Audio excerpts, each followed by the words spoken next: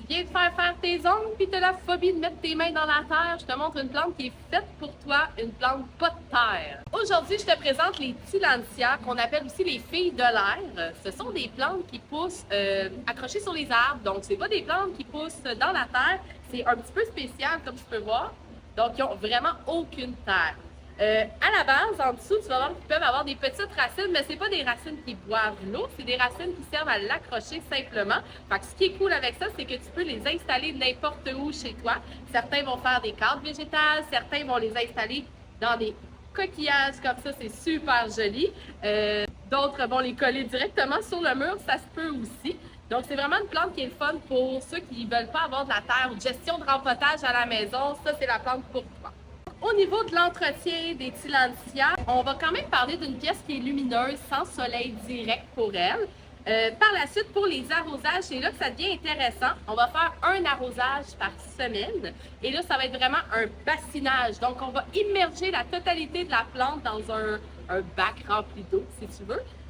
Pour environ 20 à 30 minutes. Et un timer sur ton micro-ondes, encore une fois, pour ne pas l'oublier dans l'eau parce que ça reste que c'est une plante et c'est vivant. Hein?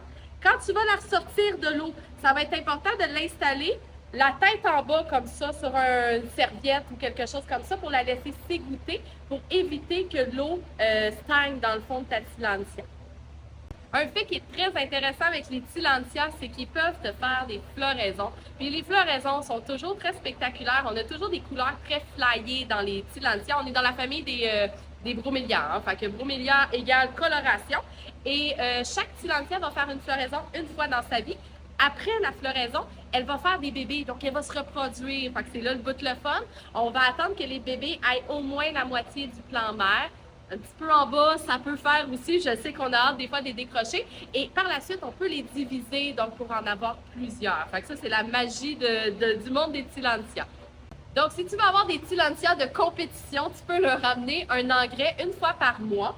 Je te conseille celle-ci qui est faite pour les orchidées. C'est très, très doux. Hein? Donc, si tu regardes les chiffres, tu vas voir que c'est très léger. Et ça va être une pulvérisation foliaire, encore une fois. Donc, on va le mettre sur les feuilles. Et c'est les feuilles qui servent à absorber l'eau et les nutriments.